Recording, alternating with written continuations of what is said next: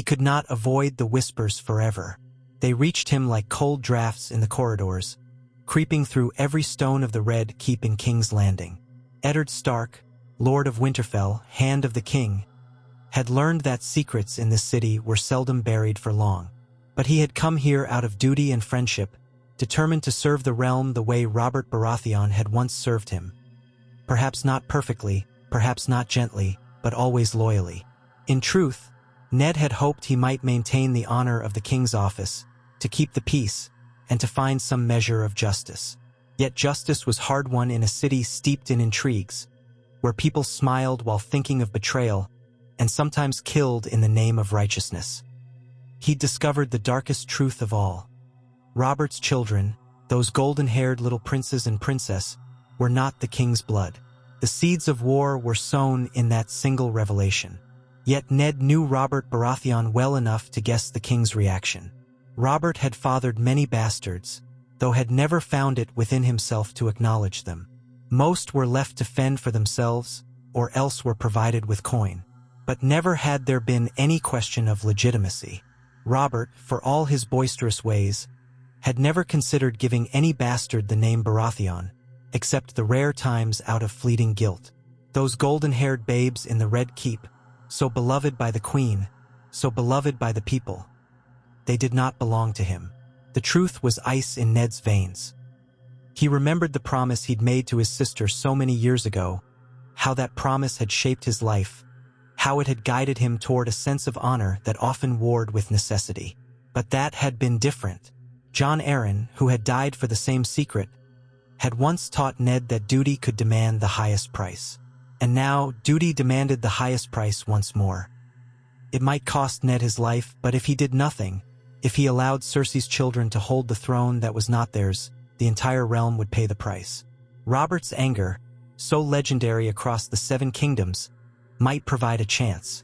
If Robert lived long enough to act upon the truth, that thought gripped Ned's heart.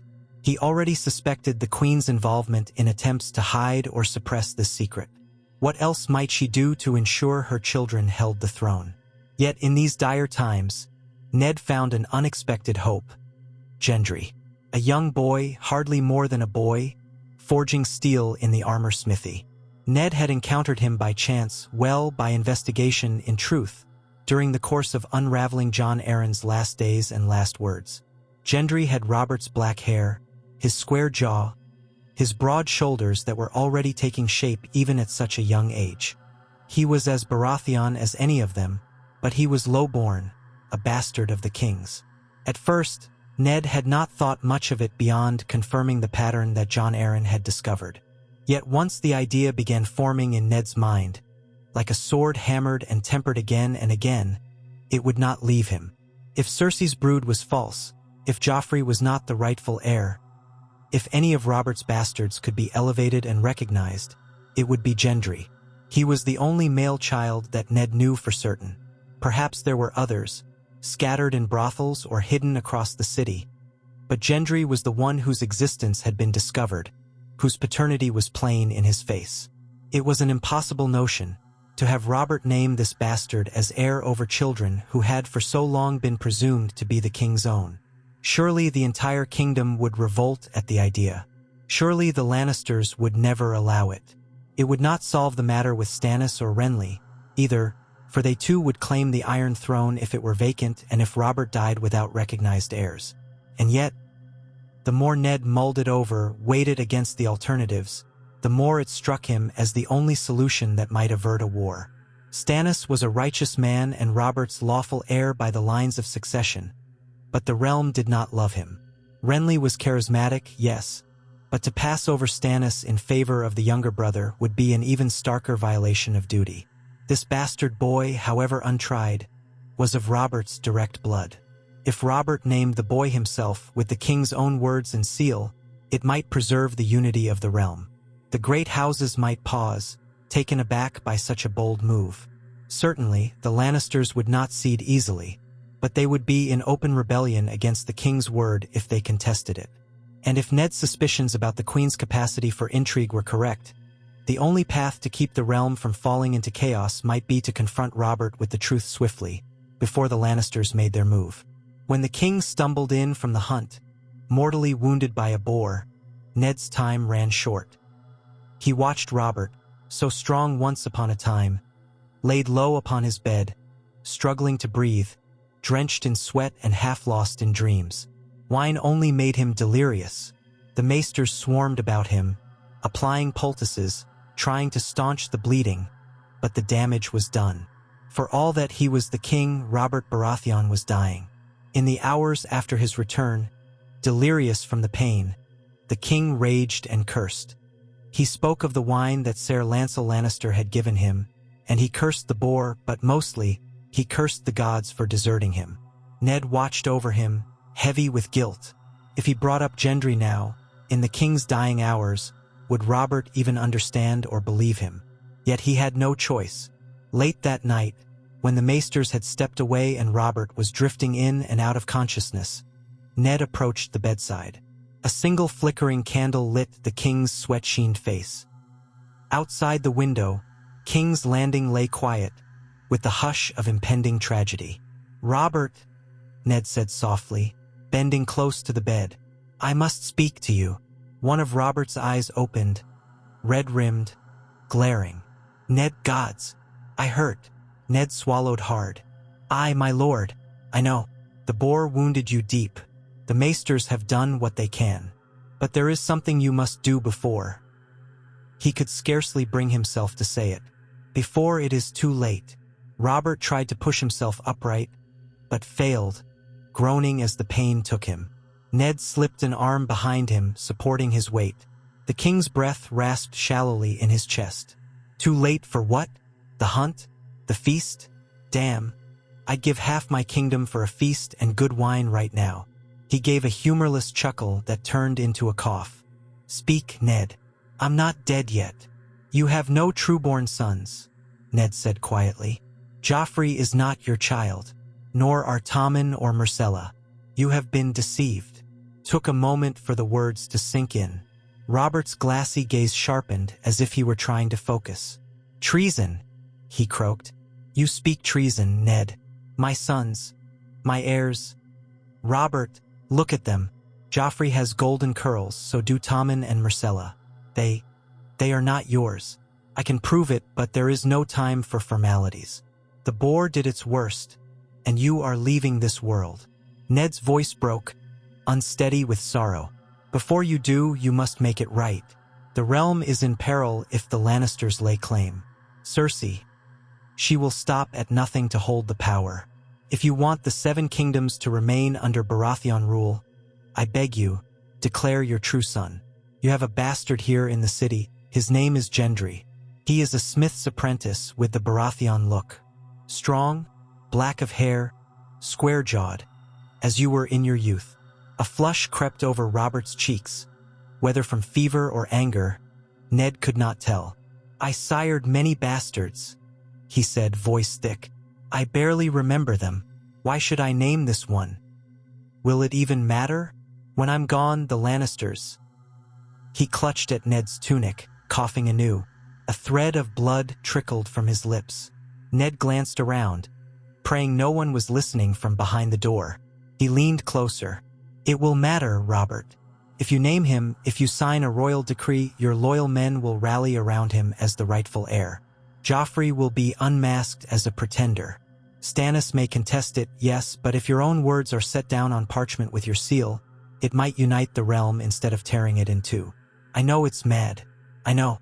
But I've no choice. I cannot stand by and allow a false king to ascend. Please, old friend, trust me once more." Robert let his head fall back onto the pillow. "Gods," he muttered, eyes drifting shut. "My life has been a worthless squandering. I was a better warrior than a king, Ned. Always. Perhaps if I had fathered a child on my queen, it would be different." His face twitched as if in bitterness. Then he coughed again. "Bring me parchment and quill." Hope sparked in Ned's chest.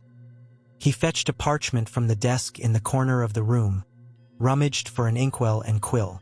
The king's hand shook as he took them, the pain throbbing behind his eyes. Sweat dripped from his brow. "Write for me," Robert mumbled. "I cannot hold it." Ned dipped the quill in ink, laid the parchment on a hard surface, and waited. Robert's breaths came shallow. "Right," he said, and his voice rasped. "I, Robert of the House Baratheon, the first of my name, do hereby proclaim my bastard son, Gendry, to be recognized as Gendry Baratheon, with all rights of succession. He is my rightful heir to the Iron Throne, once I am gone." Ned wrote the words in his neat, strong script, feeling the weight of each letter. He left space for the king's signature and seal. Robert pushed himself upward, biting his lip hard enough to draw blood as he forced his body to comply. He had little strength, so it took several moments just to place the quill in his hand and guide it. With a jagged scrawl, the king signed his name, staining the parchment with a blot of ink. Ned quickly pressed a blotter to dry it. "Keep it safe," Robert said, panting. "Tell Gendry gods I never knew him. I never gave him anything. Tell him to be a better king than I was. That boy must be better than me." Ned's eyes burned. He nodded. Gently, he set the parchment aside, in a safe spot under his cloak. He would see it sealed properly. "I will, Your Grace." He paused, tears threatening. "I'm sorry, Robert. I should have told you sooner. Should have." "Water under the bridge," the king grumbled. "Find the boy. Keep him alive. Don't let the Lannisters get him." Another cough, deeper this time, rattled Robert's frame, and he sagged against Ned's supporting arm. "Ned," he whispered, "I'm cold." Ned called for the maesters then, and stepped aside, keeping the parchment pressed tight against his heart. As he crossed the threshold of the door, he saw Cersei Lannister in the corridor, regal and cold-eyed. She studied him, a thin smile at her lips, but said nothing. A flock of attendants stood behind her, and behind them, the flickering torches. Ned hurried away. He had to be swift, for if Cersei discovered that Robert had named another heir, her cunning would be unstoppable. By morning, Robert was gone. The bells rang, tolling through the city, echoing off the walls and the hearts of the people. The king was dead. In the confusion, in the grief, the gold cloaks looked to the queen for direction, while the small council scrambled for clarity. Joffrey, strutting in black mourning garb, had begun issuing commands as if he already sat upon the Iron Throne. Ned felt the grief settle in his bones, but he had no time to properly mourn. The Lannisters moved quickly, sending out orders to secure the gates and the Red Keep itself. A day or less, Ned guessed, before they realized what had truly happened in the king's final hours. He met with a few loyal knights who had served Robert well, men whose hearts he believed he could trust. With their assistance, he arranged a quiet removal of Gendry from the Master Armorer's forge. They found the lad in the back, forging nails, his brow dripping sweat in the heat of the coals. He looked up, startled, not understanding the magnitude of it all. "You boy?" began one of the knights. Ned shook his head. "Let me speak to him." He came forward. "Gendry, do you know who I am?"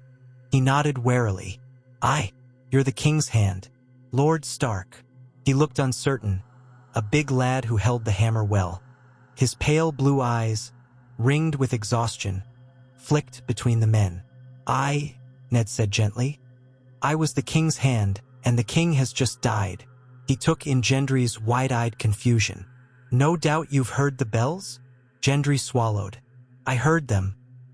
I'm sorry. People said the king was wounded. If he's dead, that's..." He trailed off. Ned put a hand on his shoulder. "There is no time for easy explanations. You must come with us now. Your life is in danger." The boy frowned, lowering the hammer. "Danger? Why?" "Because you are King Robert's son," Ned said plainly. "His bastard, yes, but in his dying hours, he recognized you as his heir. He meant to protect the realm from a false line. You must trust me, Gendry, or you will end up dead at the Queen's orders." A long silence stretched in the smoky warmth of the forge. Gendry's eyes darted between Ned and the knights, and he shifted as if doubting his hearing. That can't be. "I wish we had time to indulge in the shock," Ned replied carefully. But time is not with us. I give you my word as Eddard Stark, Lord of Winterfell, that this is the truth. The king named you his heir, Gendry Baratheon, and if we delay, the Lannisters will put you to death before you can so much as proclaim your name. Now come with me, please." Gendry's face was drawn, disbelief warring with fear. He cast a glance around the forge, at the place that had been his only home for some time. The armor smith, who had taught him the craft, stood off to one side, looking as if he wanted no part of this trouble. Gendry took a ragged breath. "All right," he said quietly. "My lord, if it's your word, I trust you." Ned nodded in relief. He motioned for the knights to form around Gendry. "Stay close to me, and do not stray, no matter what happens." They left the forge by the narrow alleys, moving through back streets, away from the main thoroughfares. Ned did not want to risk a direct confrontation with gold cloaks loyal to the queen. The city was tense, like a bowstring drawn, ready to snap at any moment. The unspoken knowledge was that a new reign was upon them. Some believed Joffrey was the rightful heir. Some whispered that Stannis might appear with an army to assert his claim. Everywhere, people spoke in hushed voices, peering over their shoulders, uncertain which side was safest. Ned and his small band slipped into the Red Keep only long enough for Ned to gather his daughters, Sansa and Arya. He could not bear to leave them behind. The arrangement was precarious, for Sansa was betrothed to Joffrey, which gave Cersei potential leverage over him. And Arya would never forgive him if he left her behind. Though capturing Arya might not hold as much political advantage, Ned could not risk it. They needed to flee to regroup. He found Sansa tear-streaked in her room, listening to Septa Mordaine's gentle consolations. "We must leave," Ned said, kneeling beside her. "At once." Sansa's eyes flickered in terror. "Leave? But Joffrey is to be king now, is he not? We are betrothed." "Child, you do not understand. Joffrey is no true king. I will explain it all later, but we must go, or the queen will use you against me. Pack what you can in a single trunk, quickly. We have little time." She wavered, tears threatening again. "But what will I tell Joffrey?" Ned almost winced at her innocence. "He must not know, Sansa. I am sorry. This is not the dream of chivalry you hoped for, but your safety is paramount. Trust me as your father." She nodded uncertainly, and with Septa Mordaine's help, they gathered her things. Arya was easier to convince. She had never liked Joffrey, and her first question was whether she could bring Needle, which Ned firmly allowed. He found her practicing her water dancing in a small courtyard, under the watchful eye of Syrio Farrell. "I must come with you," Syrio said softly, a note of concern in his voice. "A boy is not your only ward. Your daughter needs protection as well." Ned considered it. They needed every loyal sword. "Yes, Syrio. I would be glad to have you with us, if you wish. The road will not be safe." Syrio smiled faintly. "The road is never safe, my lord, but the water dances around the stones. Arya has learned well." With that, they prepared to depart the Red Keep through a side gate. Ned had 2 knights loyal to him, along with some of his own guards from the north who had remained outside the city walls. They moved quickly, covering Gendry's features with a hooded cloak so no one could see his recognizable Baratheon face. The hardest part was ensuring they were not tracked or stopped by the gold cloaks. The plan nearly failed when a contingent of guards demanded to search them. "On whose orders?" Ned barked, his voice stern. "The Queen's orders," the guard replied, face stony. "No one is to leave the city without her leave." Ned's men bristled, hands on hilts. Arya pressed behind her father, and Sansa stifled a frightened gasp. If this came to open fighting, they would have to cut through the guard and raise an alarm. They would never leave King's Landing unpursued. Just then, one of the men in Ned's party stepped forward, the parchment in hand. He lowered his voice. "In that trunk, we carry the body of a cousin who died of the fever. The Queen would not wish his remains to linger." A white lie, but sometimes that was all it took. The guard gave a cursory glance, wrinkling his nose as if expecting the stench of rot. "Be off then," he said, stepping aside, apparently not eager for an argument. Whether it was fear of disease or respect for the king's hand, the guard decided not to press further. They slipped out the gate, hearts pounding, and made for the road that led north, heading away from the city. The clatter of hooves against cobblestones, the smell of the river to their left, the sprawl of kings landing behind them. It felt surreal. Ned rode at the head, with Gendry behind him on another horse, flanked by loyal swords. Sansa and Arya each had their own mounts, accompanied by Syrio and a few guards. They did not stop until they reached a small inn, well beyond the city's outskirts. There, they paused to catch their breath, to let the horses drink, and to plan their next move. Ned knew that if the Lannisters had not realized Gendry's significance yet, they certainly would soon.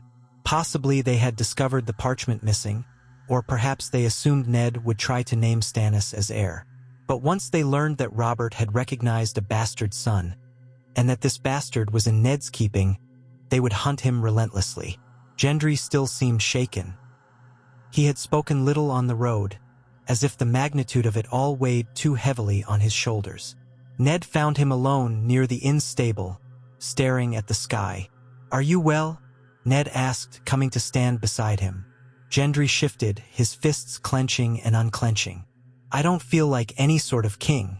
I just made nails and hammered out swords. No one ever told me that I was, he stopped, swallowing. "If I'm a king, how come I can't do a damned thing?"